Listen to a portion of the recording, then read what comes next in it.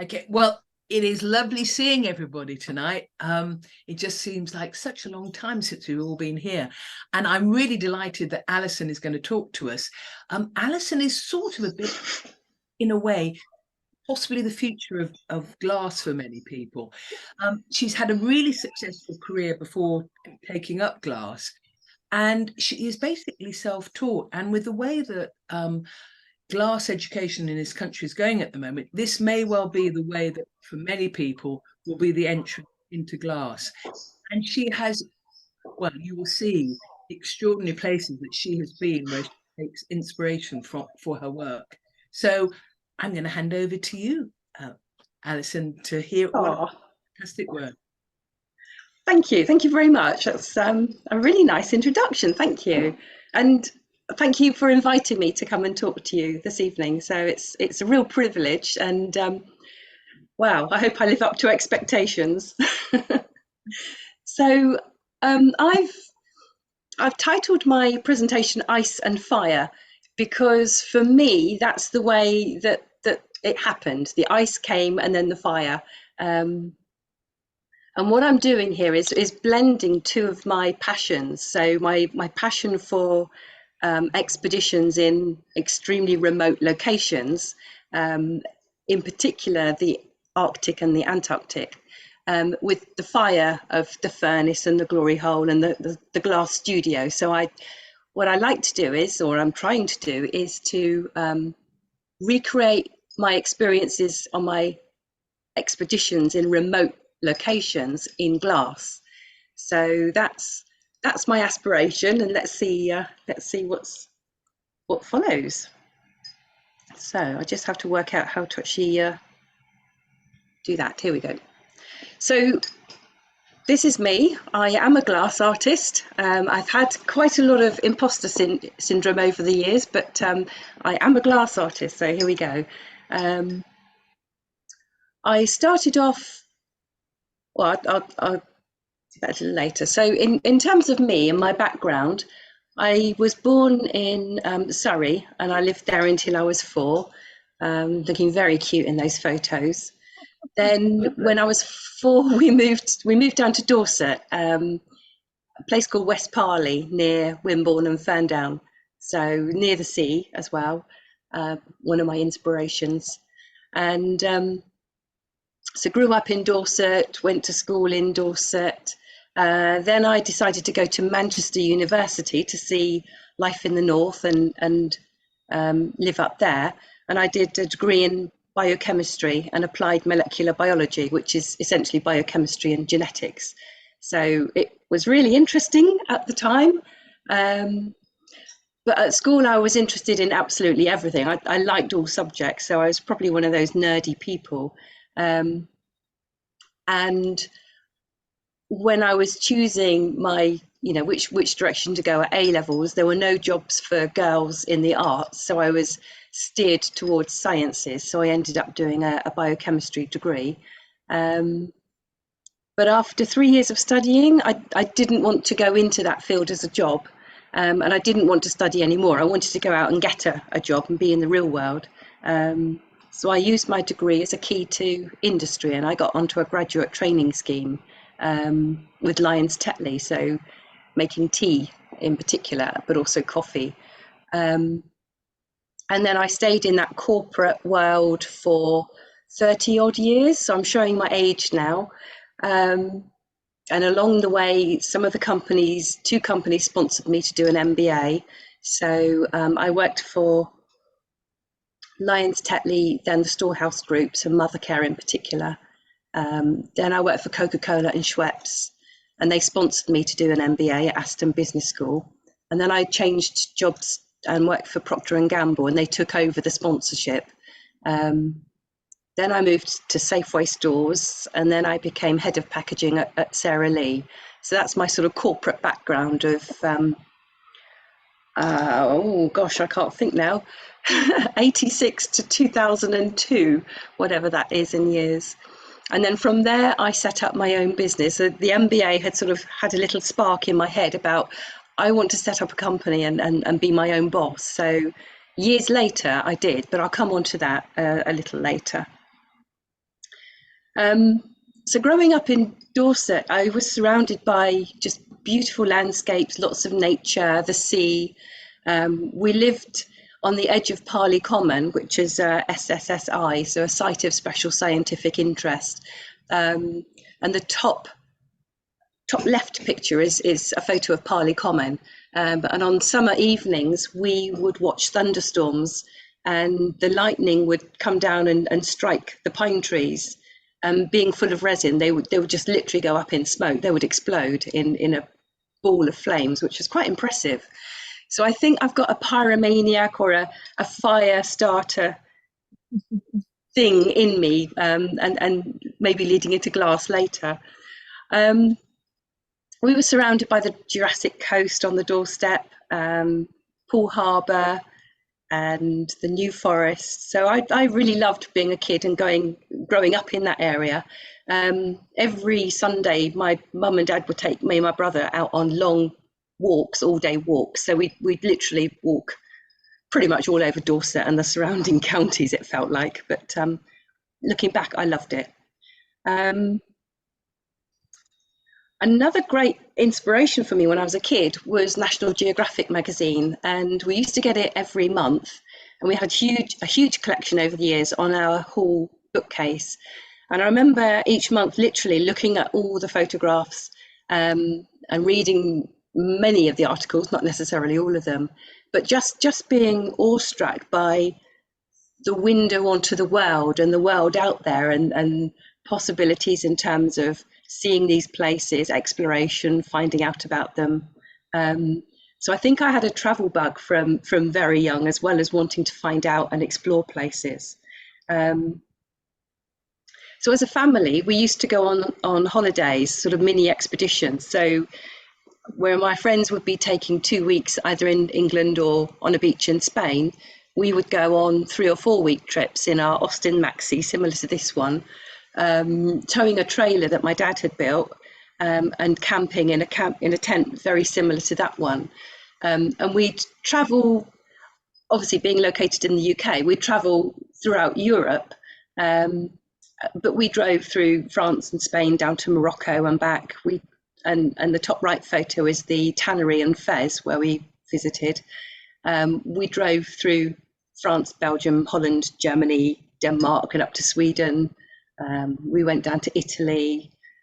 We went everywhere in Spain. We loved Spain, and I love learning Spanish and speaking Spanish, and I think it's come from those trips down to Spain. And my dad taught me some Spanish. So I definitely have a travel bug, and I think that's drawn from certainly my parents, and also, as I say, the inspiration, especially from things like National Geographic. And on a Sunday evening, I remember every Sunday evening we would watch a nature programme on BBC. And I can't for the life of me think what the programme was called, but it was amazing, from BBC Bristol. So I was just in love with nature. My mum made me go to Brownies, which I was not happy about because I missed Scooby-Doo on a Tuesday evening. And I didn't like my brown owl either, because I had the best friend and she was trying to split us up so her daughter could be with my best friend. So I was not a happy brownie. And then I had to go through to guides and then to rangers. But then I joined Venture Scouts, and that was a revelation, because not only were there boys as well as girls, but we did proper things in my eyes. So we went mountaineering in the Pyrenees, or we went cycling across Europe. So I loved that.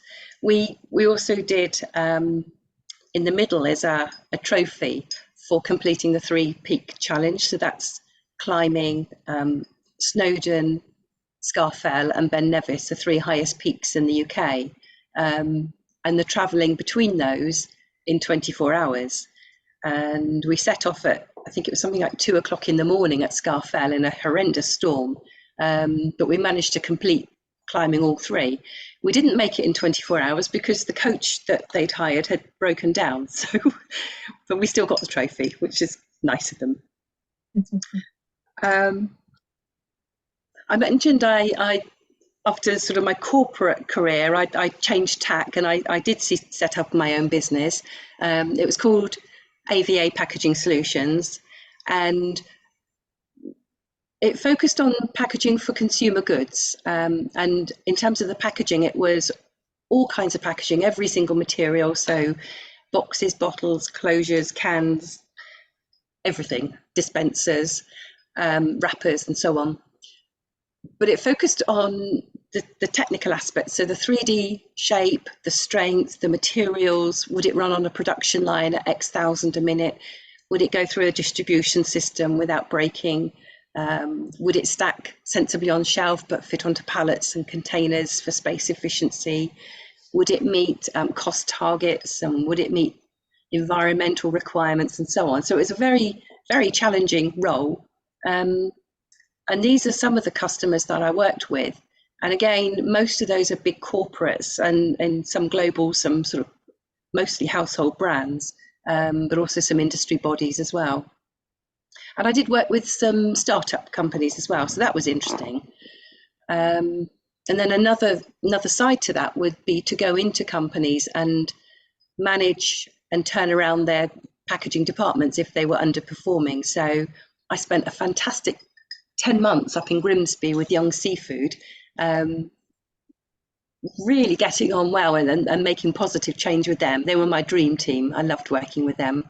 And I spent another 4 months in Stockholm with Oriflame doing the same thing, and various other customers in the UK as well. So I really enjoyed my time, but I found that I'd found glass along the way, and I didn't have time to make glass or to even practice glass.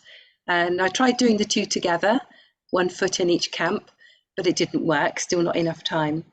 So I decided, I had a third trip down to Antarctica in early 2019, and I decided that would be the end of AVA. I would finish that project, the last project, with the cut-off of going to Antarctica. And then I made the change from a packaging consultant to a glass artist, or an aspiring glass artist at that point in particular. So in terms of where I've made glass, for want of a better phrase, as Sue alluded to, what I've done is not the traditional route of getting into glass. So I've not been to any colleges or universities. I started off with an experience day at London Glass Blowing. We were exploring Bermondsey, and I knew nothing about glass blowing. And I saw the gallery up the steps and said to my boyfriend and friends, hold on, I'm going in here. Because I saw these beautiful, huge pieces in the gallery. And then I walked through this amazing gallery, and I saw the studio at the end with the furnace and the, for me, adrenaline and action. And I just thought, I've got to have a go at this. So my boyfriend thankfully bought me an experience day, and Anthony Scala took the day. So he's got a lot to blame because he got me into glass. But as soon as I had a go, I was addicted, instantly addicted. I was talking with a few friends down at the Glass Hub a couple of years ago, actually, and they also say that Anthony has a lot to answer for because he got them into glass down at London Glass Blowing. So anyway, it's a good thing. So after that experience day, when I was hooked, I then did about 3 or 4 days a year for the next 2 or 3 years, which is no way enough to learn. And then they stopped doing those days. So they pointed me to Adam Aronson, and he said, I'll teach you to make glass. So brilliant, I thought. And my first thing was to make a tumbler, and I couldn't. I just didn't know how. I didn't have the skills, and it looked like a really dodgy egg cup. So I was mortified because at London Glass Blowing, I'd come out with these enormous, substantial pieces, which I was really proud of. And I then realised how much they were using my hands to make the pieces for me. So that was quite a disappointment. Then, as I say, I went to different studios. I then went to E&M, and I worked with Ed and Charlie and Amy, where I would hire the studio and hire them, and they would teach me how how to make glass. Then I went to Jonathan Rogers, and then that became batch glass, doing the same thing. And then I've worked with some of these other studios as well,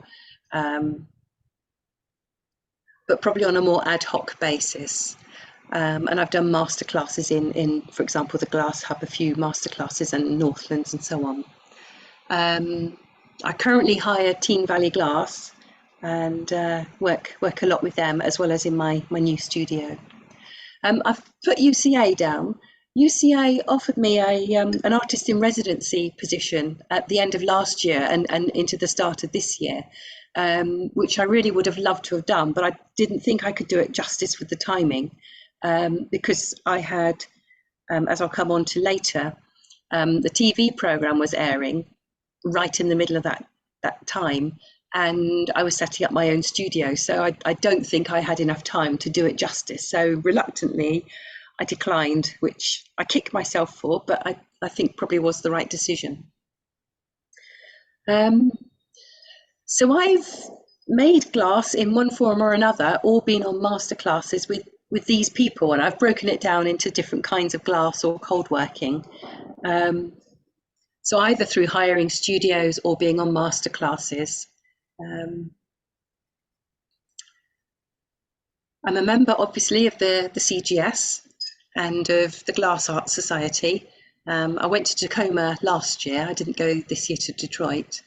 I'm a member of Just Glass, and I'm also a member of the Buckinghamshire Craft Guild and Bucks Art Weeks and Oxford Art Weeks.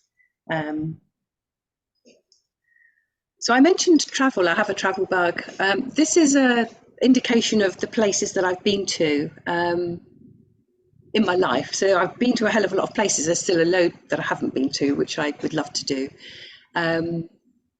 But a lot of them are quite remote. So I've been to very remote islands out in the Pacific. I've been to Easter Island, the Galapagos, Socorro, and I've been up to the Arctic and down to Antarctica. So Antarctica 3 times and the Arctic 4 times. This boat has got a lot to answer for a lot of my trips, not all of them, but 3 of my key trips. And this is Anna Margareta. It's a Dutch ketch. I first sailed on it to Antarctica on my second time going down there. So I was a passenger, but you are encouraged to take part in the sailing, which I absolutely loved. And following that, I did my sailing qualifications because I got so into it. We had some incredible storms coming across the Drake Passage and also at Port Lockroy, where the anemometer blew off at 92 miles an hour, so we don't know what the wind speed was. And at Port Lockroy, so that was in the middle of the Drake Passage. At Port Lockroy, we had 9 shorelines and anchors out to keep us steady. And one of the shorelines broke. So to stop us, we were in a tiny little inlet, to stop us swinging and hitting the rocks, the captain started the engine, which is the right thing to do. But unfortunately, the shoreline wrapped itself around the propeller 9 times. So the crew had to go down in a badly fitting wetsuit and take it in turns to go down and unhook it, unloop it 1 turn at a time before they got too cold. So that's my memory of storms in Antarctica. And yes, I've had a few. I did a sailing trial as well. So after I'd been to Antarctica as a guest, I wanted to become crew this several years later, and I sailed from the northwest of Spain, A Coruña, through to Haarlem in Holland as crew. And I obviously passed the test because then I was able to go on the Svalbard expedition from Tromsø in the top of Norway up to Svalbard and then along the western coast for 2 months. So that was absolutely incredible. But it's not all glamorous. Sailing through storms, as I'd mentioned, and sailing through rain and hail coming into your eyes is horrific. And actually in a storm, you don't take photos or videos. So this wasn't the worst storm that we encountered. But it can be quite dismal at times. I've also been scuba diving in Antarctica. I have these dreams where I have to go and do these quite extreme things. I can't explain it, but it's just part of me. So I move heaven and earth to work out how to do that. So for the sailing, for example, I got my sailing qualifications and became a crew member to be able to spend 8 weeks up in Svalbard. So more activities, kayaking,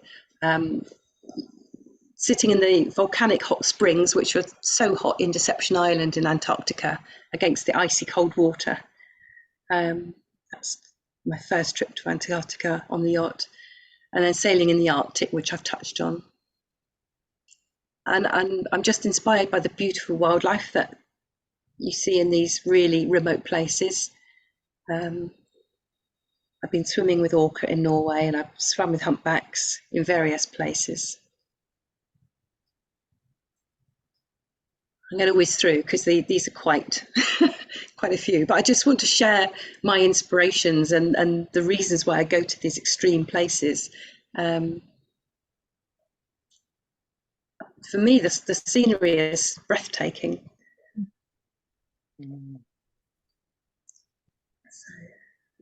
Wow. Yeah, it's just incredible.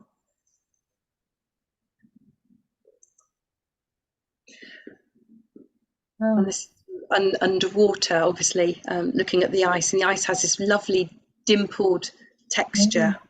Beautiful. And the colours are just magnificent. The sort of the blues and the sea greens are just so vivid. And the wildlife, that's a leopard seal. So potentially that he could be quite dangerous, but he was not, thank goodness. Penguins underwater, and it just I have these as screensavers, and I just looking at them all the time. We're getting near the end, sorry. Amazing shapes there, aren't there, Alison? Amazing shapes and textures and colours, yeah. So those are some of my inspirations, but here are some more specific ones. So I make a range called Surf, and I am really, I love the pattern of the surf on the waves. This is a photo of water coming off the bow of the boat as we're sailing along, and that as well. And then I try and incorporate that in my pieces. So this, I call it Surf, and I make the trail through, basically it's a trail with two different colours that react, and they form this cellular structure, which I think looks quite like surf, and I actually love that effect. So I'm going to again whiz through these because they're along a common theme, but looking at different options that I make in the surf range.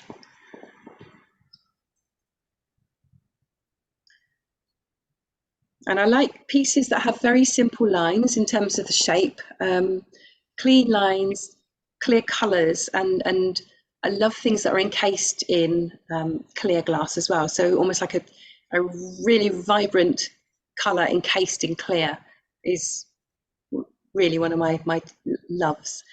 So my next range, which is still playing on this raw nature theme of the cellular structure created by the trail reaction. I also love volcanoes, probably no surprise there. So I make a range that I call Lava. So the same technique, this is just using different colours as the base colour. And then I use purples as a twilight.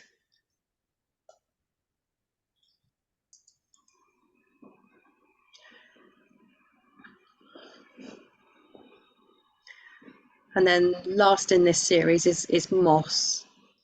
But again, the same principle, the reacting trail on a base colour bubble.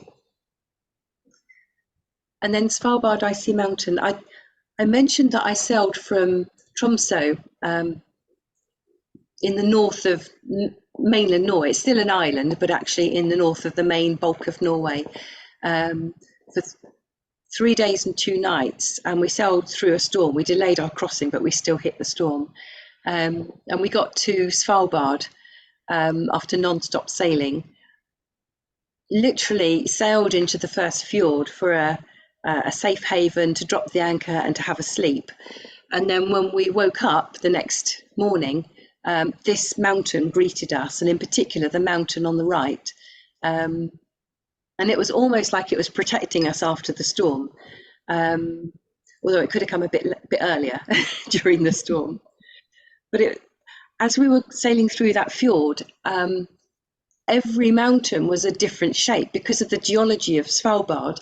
The tectonic plate had tilted, and this fjord goes in from the west coast to eastwards through all of these different layers of rock. So each different mountain that we passed was a different shape and a different colour. And then at the end of the fjord was this unique, iconic mountain. And I just thought I have to make it in glass. I just thought it was beautiful. So there it is with our boat as well. So in my process, I tend to sketch things, maybe not in as much detail as this. I tend to do quite rough and ready sketches because in my head, I know what I want to achieve. And as long as I can get that across to my assistant, then I think I'm okay. Then what I would do is test the technique. So for example, for Svalbard Icy Mountain, I was at E&M initially and trying different ways to get the effect that I wanted. So pulling out pieces of glass and knocking them off with chisel and hammers, pulling them out in a different fashion and quenching and knocking them off with a hammer, lots of different ways. And eventually I came up with a technique for making my Svalbard Icy Mountains.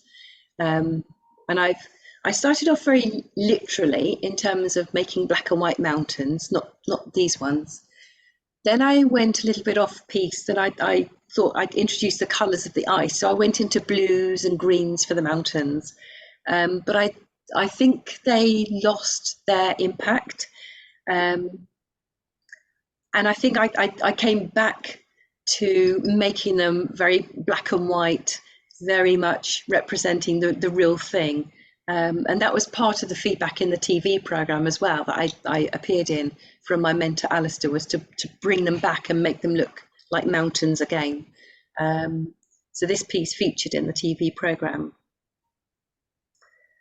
And then I also make some pieces called Dancing Waves, and these are inspired by waves. Actually, when I was diving in the Galapagos, waves splashing around the reefs and the different currents coming from different directions around reefs and islands. And I just love the different spray patterns and the water shapes. So I actually make loads of these, but I've just selected a few, trying to get some movement into the glass. And I shape these with my hands as well. So I've got gloves on, but I'm actually pulling initially with shears, and then I shape them literally with my hands. So I'm moulding how I want it to stand and to look. Trying to get the movement into the piece. And these I pre-make shards. I generally use a mixture of 5 different colours, sea colours, and then I smash up the shards. So I've got tissue thin pieces of glass which I collect on a gather, and then gather over it to create this sort of clear encasement, and then shape it and pull it with shears, as I say, and then shape it by hand.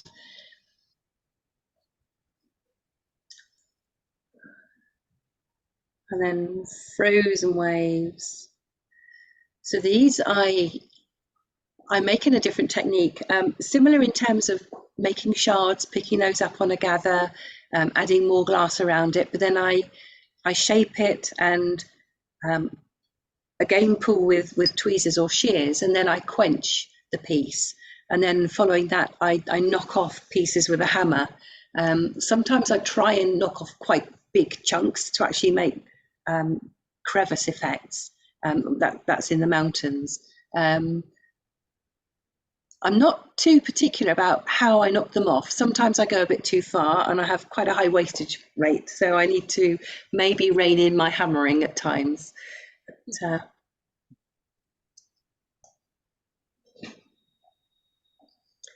And then another range I make is a bird's nest, and I'm intrigued by the simplicity of a bird's nest, but actually it's quite intricate and complicated. And Ruth, I know you're on this call. This is yours.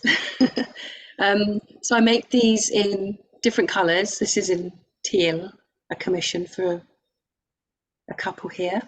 Lime, tea, and I tend to focus now more on the sea colours. I love these sea greens and turquoises and capris. Before, well, yes. Previously, I wanted to learn every single technique, and I used to make everything in every colour, every different size and shape, and I had quite a range of pieces and styles, but it was very uncoordinated, not very cohesive at all. And I think having gone through the process of going on some master classes, and in particular with James Devereux and Louis Thompson up at Northlands, and also with Richard Glass, and through the mentoring with Alistair Malcolm on the TV programme, I think they've all encouraged me to stand up and be a glass artist and not have this imposter syndrome, which I am known for, but also to set a direction. And the direction for me is, as I say, recreating my experiences in these remote locations in glass. And then having more of a, for me, part of the process of coming through the TV programme was refining my range, so actually whittling it down to sort of some core ranges that I then focus on and adapt and work with from there. So I think I've done that, and that for me is a huge benefit. I need to develop some more ranges as I'll go on to, because working with my mini mount, I get a different quality of glass compared to hiring in a studio with a large furnace. So I need to look at different ranges, but refining those down, I think, has certainly helped me and helped sort of grow my what am I trying to say, my brand. So there's some shots of me making glass in various different locations. The top one and the bottom one to the right are in my own studio, which is lovely. It's up and running now at long last. So that's my mini mount. See what the next stage is. So I exhibit my glass in exhibitions and shows, whether they are in galleries or in fairs or collectives, and online. I sell on my website.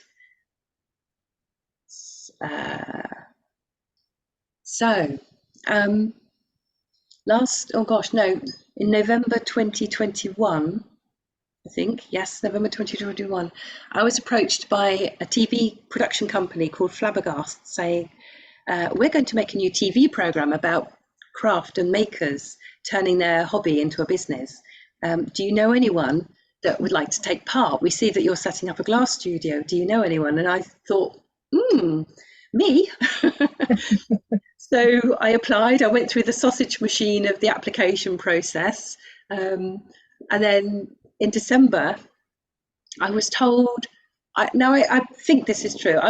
I believe I was told that I would hear by the first week of January if I was in or not. But I might be getting confused with another TV programme, Race Across the World, which I had also applied for. But anyway, beginning of January came and went, and then it came to the first week of April, and I got a phone call out of the blue. I'd forgotten about this completely. And they said, okay, it's on, you're in it, and we're filming in 3 weeks' time. And at that point, the panic really set in, and I was really panicking because I didn't have a glass studio up and running at that point. I was 7 months out of practice glass blowing. I couldn't hire where I used to hire. I'd hired a lot during 2021, but they changed their business model. So Jonathan Rogers had joined with Phoebe and created Batch Glass, and they no longer hired. So that avenue was out. And the TV company wanted me to make a high value piece and a high volume piece, as well as my favourite piece. And I had no way to make these and was panicking. Richard Glass came to my rescue down at Teen Valley, offering me studio access and help, but I was a gibbering wreck. And Emmy, who's on this call, will know that I was just useless. But thank you so much to Richard. So I cobbled together what I could, and we went into filming. So we were filming actually in April, May, and then went back after 8 weeks of challenges to film in July. And we had the most stunning location at Stonywell. I've lost my train of thought. Anyway, right, so we were filming. I basically, as I say, cobbled together my challenges, and it was quite nerve-wracking in terms of feeling so out of practice and essentially not really having a time to practice in this new studio that had been set up with new equipment, new positioning, and outdoors. It's very difficult to judge the temperature of the glass when it's outdoors. So all of this was a challenge. And where the furnace was positioned, the wind was actually blowing the flames from behind out onto my hands at times. So, ouch. But good fun. I'm amazed how relaxed I was in front of the camera compared to how I was feeling inside about my glass blowing. There's almost like a complete mismatch there. But we were briefed. We had to give quite detailed scripts, and I thought, I'm never going to remember this, but the cameraman was basically prompting us, but he was going off piece. So he would ask me questions and I would just come up with an answer, and I have no idea how I answered him so eloquently. And I couldn't remember what I said until afterwards when I watched the TV program, and I just don't know how I actually had the brain power to say these things. This is me on TV set with Alistair Malcolm, who was my mentor. And so he's watching.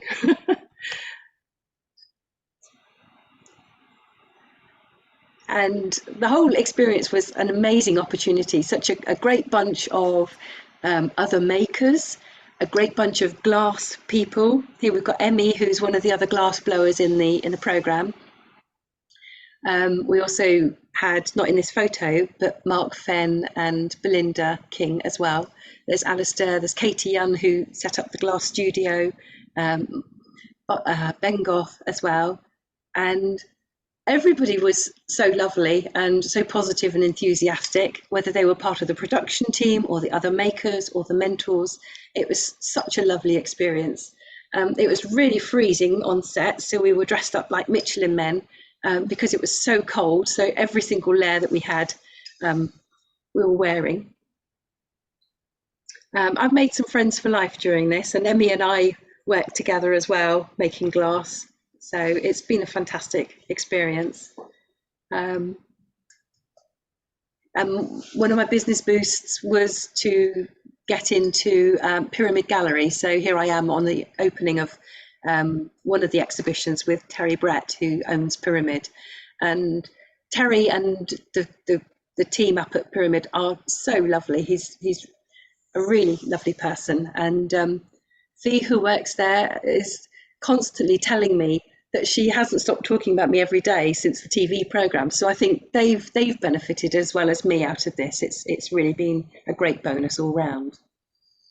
Us glass blowers, here we are. We had a reunion in February at Alistair's studio, which was fantastic. So we were doing demos, we had displays and meet the maker sessions. And from that also, the Stourbridge Glass Museum has pieces from us all in terms of all of the glass blowers from the series are on display. So that's a real opportunity as well. And I've mentioned along the way my glass studio. This has been a long process. We we, being my partner David and I, thought that it's so difficult learning to blow glass in the UK, that I'm spending so much time going to these different studios and time away from home. Why don't we get a glass studio? And then with a view not only for me to be able to practice and make pieces, but also for other people to come in and share the facilities. So we had the idea, and we had we basically placed a big order with a Swedish supplier of hot shop equipment, and got messed around and delayed by 7 months by them. Eventually got our money back, and then that was exactly the time when the price hikes were occurring for electricity and gas. So what with that and the TV program and the delays, we thought, let's stop and reassess. And we got a mini melt, so the same piece of equipment that I used on the TV program when we were filming. So that allows me to at least practice in my studio. The rest of the studio is geared up for a larger furnace. So I had planned a 138 kilo furnace. I think now if I got a furnace, I would go for 50 kilo, but I would go for electric. I think that's the way forward in terms of emissions and the future of furnaces. But this is my studio, lovely and large. This is the hot shop, my bench. I already need to tidy it. There's a lot of rubbish in there already. So you have a habit of accumulating things when you have the space. This is the cold shop as well. So I've got two in the same building. We built a dividing wall. So even if I'm hiring elsewhere, I tend to do my own cold work in my cold shop. So that's it. That's me in a nutshell. So thank you very much for watching and listening. And the opportunity. Alison, great journey. Wow. Thank you. Thank you. You want to stop sharing, and I'm sure there's lots of questions for you. There we go. Back to normal. There you go. See everyone now. Yeah. I think we're all really jealous of your studio, may I say. Looks fantastic. I am lucky, and I do have to thank my boyfriend for that. He's just been a true gem and believed in me and funded most of it as well. So yeah, he is a real star. Could pass him along between us, could you?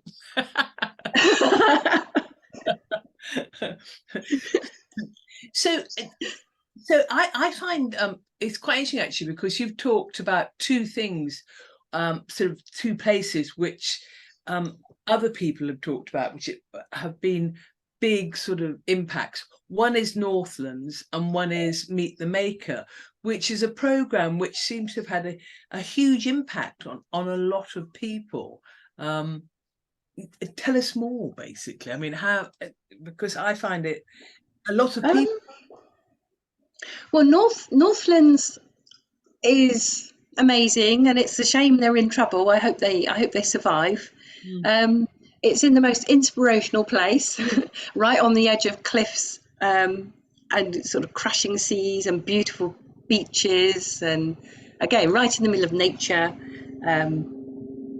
You've got archaeological sites nearby, you've got beautiful heathland and moorlands. It's just stunning, and the facilities there are brilliant. And when I was there, the staff that were there were incredible as well, and it was just a great opportunity. I went there twice. I went there once for a masterclass with Louis and James, which was a brilliant masterclass and sort of opened my eyes to different ways of me working.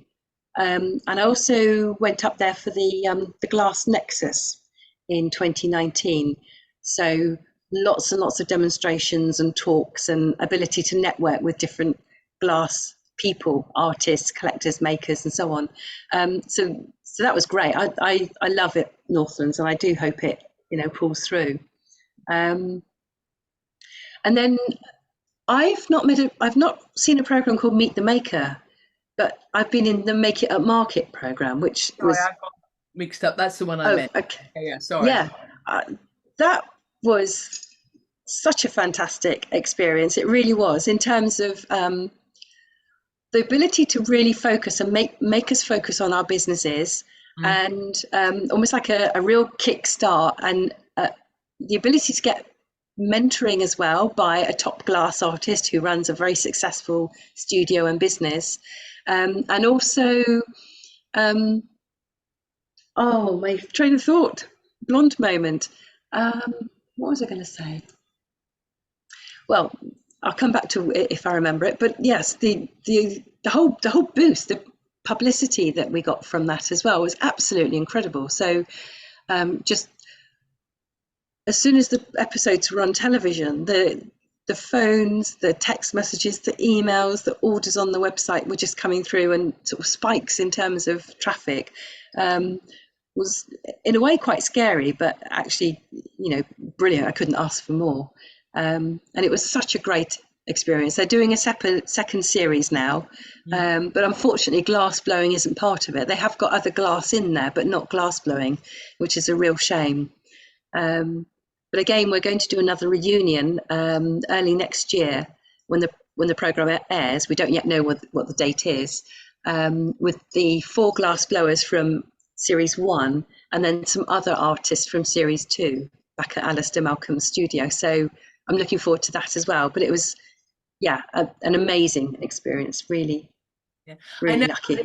Having talked to Mark Fenn, he was saying what a huge impact it had on his career.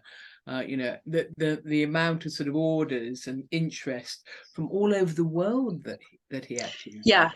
Yeah, it's quite astounding, because not only did it go out on BBC One and then BBC Two the following morning, and then it was repeated in the middle of the night, and then more recently in August it was repeated again mid-afternoon.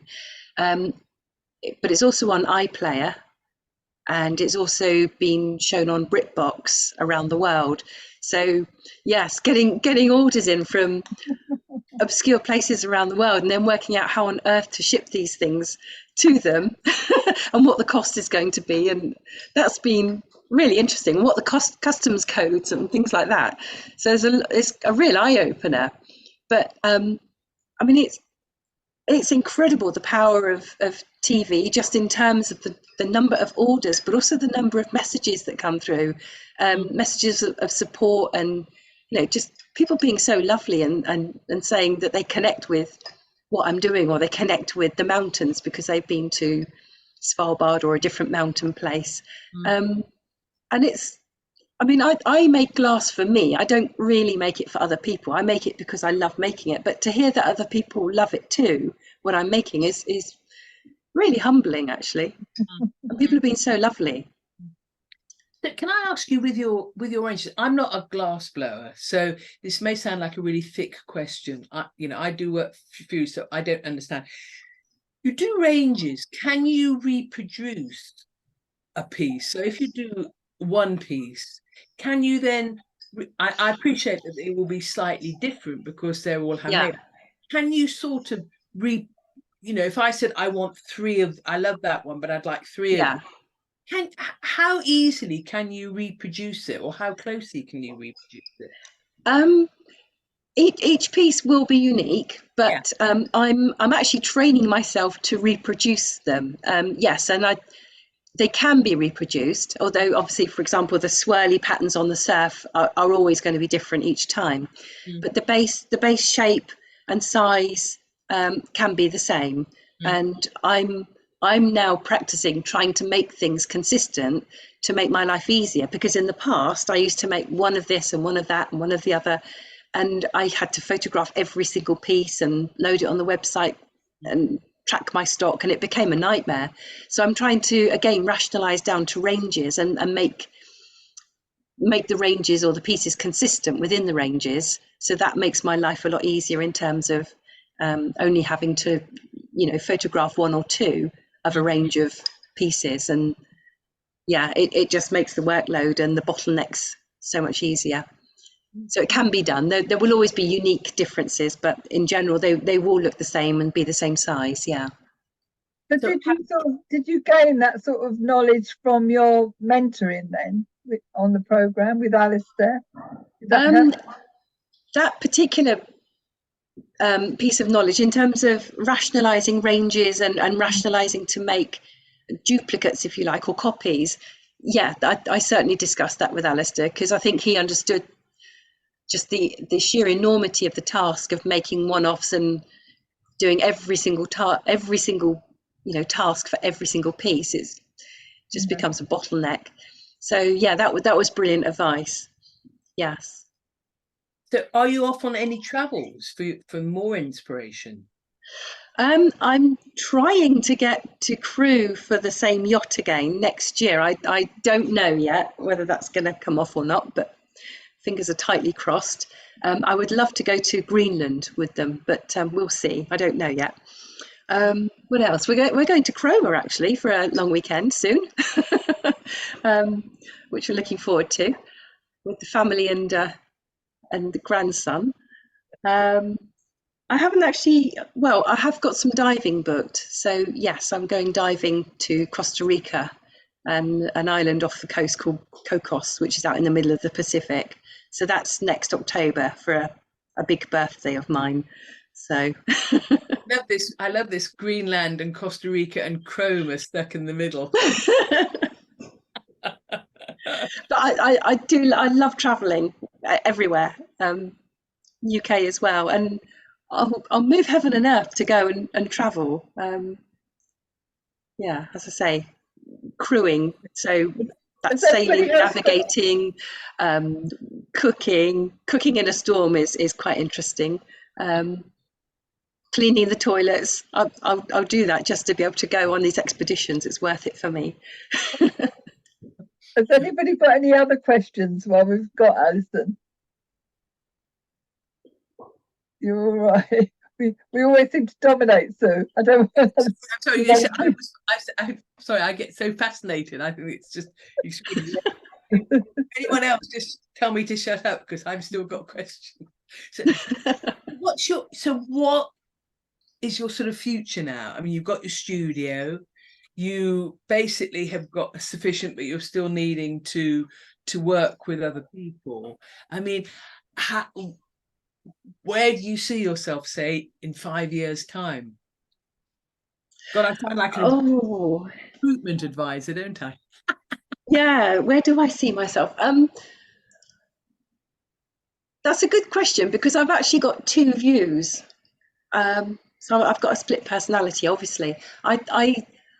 One view says I want to continue sort of making and getting into more galleries and sort of becoming more well known, if you like, and also maybe helping and coaching other people, so bringing other people into the studio and transferring skills, although I still need to learn more to do that.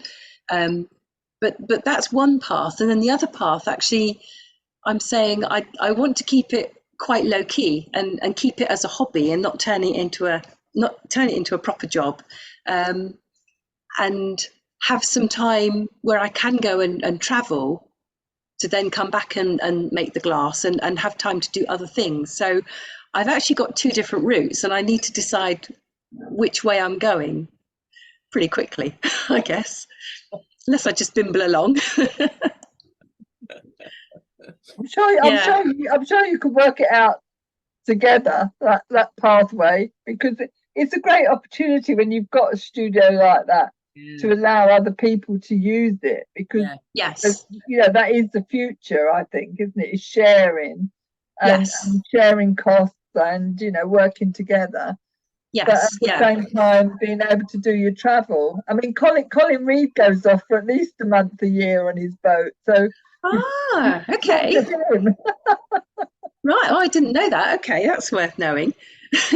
Yeah. I mean, now eventually we have got the studio up and running, so I know I put a call out 2 years ago, a long time ago, for people to come in and share the facilities, but that was a hypothetical situation then with delays and so on. Now it's a real studio, so I'm at that stage again of looking for people who want to come in and share the facilities and have a glass studio, access to a glass studio, which is quite difficult, especially in this area. Let us know and we'll put it into the newsletters, etc. Because Okay. to the website, because send us information and we can actually again promote it for you, because it's a wonderful opportunity for other people. It'd be fantastic. Yeah. Okay, I'll do that. Thank you. That's a great idea. Yeah. Absolutely. Oh, great. Oh. Well, I can't wait to see, because we've got a piece of your work, haven't we, in the St Helens exhibition. Yes, that's right. I can't wait to see it. I mean, I did see it up in Pyramid Gallery, and it is very beautiful work. So oh, you've got a different one. You've got a big frozen wave, but it hasn't been to Pyramid. It's a different one. Oh, right. Yeah. It'll be interesting to see. Yeah, it's out of the 3 that I submitted, I think you chose the nicest one. There you are. So we have taste. Yeah, absolutely. Yeah, I'm looking forward to that exhibition. Actually, I'll definitely come up and see it. Great. It is a great venue, actually. Yeah. Lovely space, and it's such an amazing museum. If you've never been, it's really fascinating. It's a very, very nice place. Yeah, I've wanted to go since probably 2018 when I first heard about it through Charlie and Amy Burke, because they used to go and do demos there, and I've always thought I need to go. So this is the perfect opportunity. Great. So, yeah. Lovely. Fantastic. Ah, brilliant. Well, I think I finished all my questions. Thank you. Well, you have to keep us informed, Alison, how you progress, and I'm sure your pieces are packaged very well. You must have. I packaged to survive the couriers. Yeah. Yeah, and having like a background in packaging, it wouldn't do really to have things turned up broken, would it? So yeah. Excellent. Great. Oh, brilliant. Well, thank you, Alison. That has been a really great talk, and really. Oh, thank you. No, it's been really interesting, and I suspect it's inspired a lot of people, and it is absolutely, to be honest, it is really inspirational. The fact that you've basically done it yourself, and as I was saying at the beginning, glass education is changing, so that instead of actually sort of beating our breasts and moaning about it, that maybe we have to say, okay, it's changing. How do we adapt, and how do we encourage people to come into it? And that's a shining example of how you can do it. So I did consider going down the university route for either a BA or an MA, but I just decided I wouldn't actually. I want the hands-on experience, and I wouldn't have got that. And then I tried to volunteer for Ghent Glass in Ghent in Belgium, and COVID kiboshed all of that. So trying to get the hands-on skills has been quite difficult, but very expensive, because as I say, I've been hiring. So it adds up. But it's so addictive. You just do anything to make it happen. Yeah. Great.